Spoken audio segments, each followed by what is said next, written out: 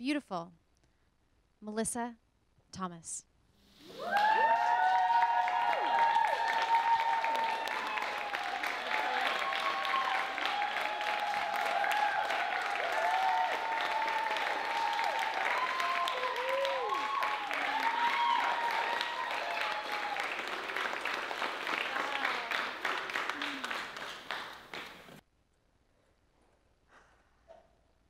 Wow, look at all of you. I'm so happy you're here. Thank you for coming. My name is Melissa Thomas. I'm the founder of One Degree, and I'm out to make big change on this planet. Let's say you were flying from San Francisco to New York City, and you went off course by just 1 degree. Where might you end up? Maybe Philadelphia, Washington, D.C. Or if you're really not paying attention, you might end up in Fort Lauderdale, Florida.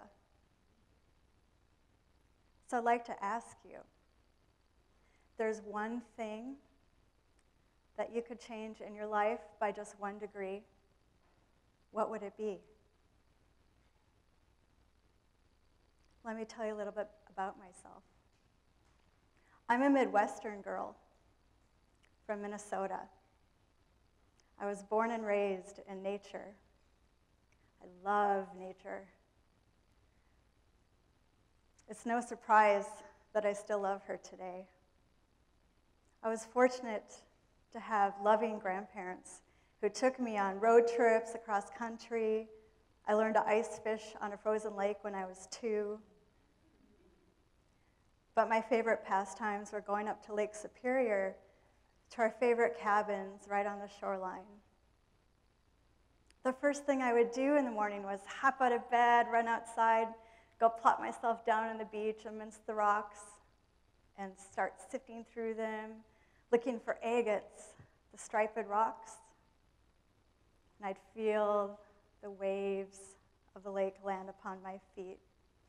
And I'd just be in my own element. I was just the happiest little kid. And today I even understand the power of nature more so, and how important it is for us to connect with it. It sustains us.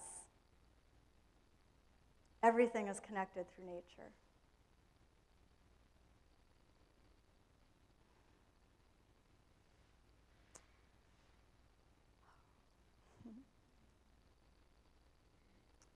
So I'm very sad right now because there's something that's changed. Now when I go for a walk on the beach and look for precious stones or seashells, instead I find something less beautiful. Garbage, plastic.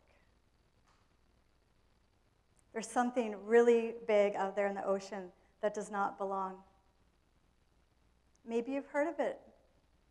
Maybe you haven't. It doesn't matter. We can't afford to ignore it any longer. It's called the Great Pacific Garbage Patch. And I'm going to show you a couple pictures.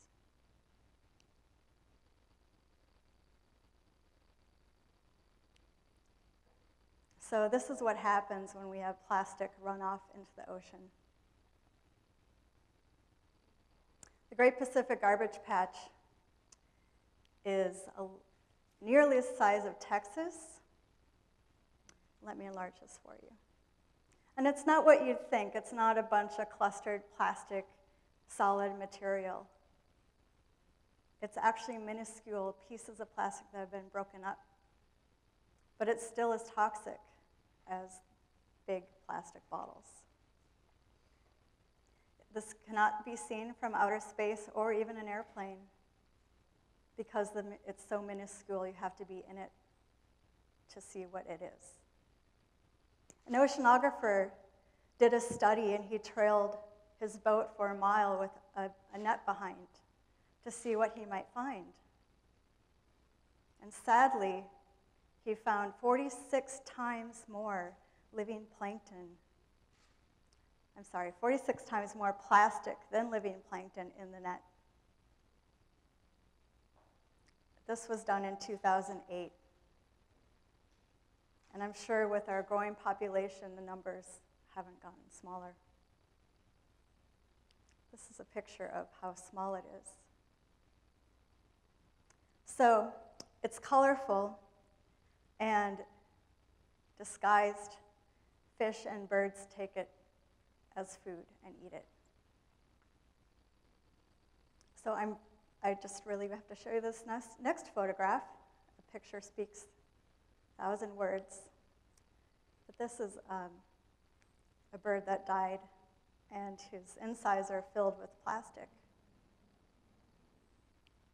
So I'm not saying that we need to go along the beach and pick up garbage, or that we need to come up with a solution for this giant garbage patch in the ocean. What I'm here to ask, however, is for us to consider the way we live our life and how it affects our surroundings, the planet, and the environment. There's two things we hold dearly on this planet, two resources that are very, very dear to us. One is oil, and the other is water. Now, oil, we could live without it, really, if we had to. I'm sure we'd come up with some other solution. In fact, it might not be an option down the road for us. But water, we can't live without water. Water sustains us and every living thing on this planet. Our bodies are mostly made of water. This planet is 75 to 80% water. But did you know that only 1% of that is drinkable? I'll show you something. This is a plastic bottle of water that's been consumed. And in its place, I've put in some oil to show you how much oil it takes to create just this one bottle through its entire life cycle. From the conception in the plant to creating the bottle, to transporting the water across the country to your local market, to getting it in your hands, to you drinking it and throwing it out, hopefully recycling it. Worse yet, in some countries, they burn them, which causes pollution to the air. But I find this sad, as I'm sure you do too, since I know we go through a lot for this resource. I'd like to show you some statistics about the bottled water industry. So it takes 714 million gallons of oil to create the plastic bottles that we use every year. That's billions of plastic bottles. And the same industry creates 1.5 million tons of garbage because, sadly, the containers don't make it to the recycling plants. Fortunately, I know I'm speaking to the crowd here in San Francisco. We have a great recycling plan, but some counties throughout the country don't have this in place. It's 2011. I find this a little disturbing, don't you? So this is a $7 billion industry owned by Pepsi, Nestle, and Coca-Cola. That's a lot of money. Some of us can't even think past $1 million. So I think they have quite a lot of power to tell us whatever they want, spend whatever they want to convince us that bottled water is better for us than tap. Surprise. Our tap water is regulated 400 more times than bottled water. That's surprising. The FDA is not who we think they are. I hate to break it to you.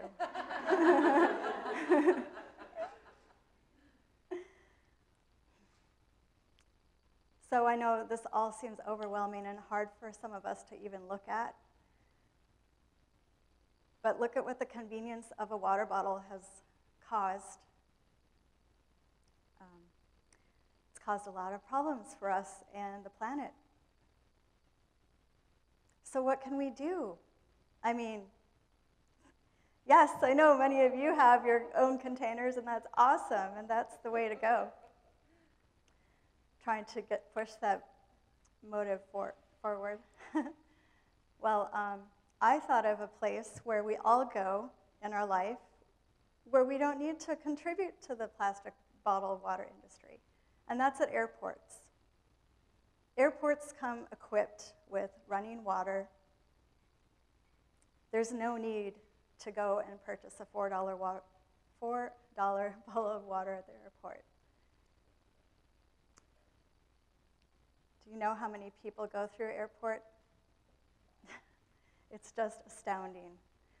I found this out. In 2010, 39 million people went through the San Francisco airport alone. I'm just going to pretend like just 10 million of those people bought bottled water. Imagine the impact of that in the environment. 1 million bottles. I'm sure there's other beverages too, anyway. And then, nationwide, there's 636 million people went through the airport this year. The calendar year is in June, so that's the correct number. So I'm here, I'm inspired to make a huge difference in pushing airports to do whatever they can to give us a choice when we go through security and allow us to bring an empty water container and fill it up in a reasonably decent water hydration station that's clean and good water that we can drink. And I have really good news. It's actually been done in San Francisco. San Francisco has a device called the Global Tap, the blue fountain behind me, and that one is in Yerba Buena Park, so if you want to check it out, it's pretty awesome. San Francisco is very fortunate to have fresh drinking water come straight from Hetch Hetchy, which is a source of the river in Yosemite that I think is called the Tuolumne River. And so we are blessed. I've been around the world, and this is a great thing to have in our own backyard. So I think we should take advantage of that. I have some things to show you. So what you want to do when you leave your house every day is prepare to be in the world with your own container. Just fill it up with your own water at home and take it with you around town. And I bought these other two things at the Container Store. If you're traveling, you want to bring a bottle, you can bring this one. It's compactable, so it's easy to pack and it won't take up space like my blue one here. And this one has a filter on it. It's called a bobble. And the filters are $6.99, and they last for 300 fills, so almost a year if you fill up once a day. And both of these are under 15 bucks. So those are some great solutions, and if you don't already have one, you should get a water filtration system put in your home. Then you can easily just have your own filtered water, and you don't have to buy bottled water any longer.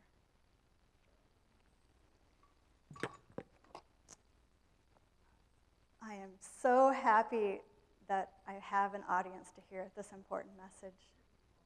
I've been passionate about this for years. I finally have gotten the courage to stand up and say something. Thank you so much for being here.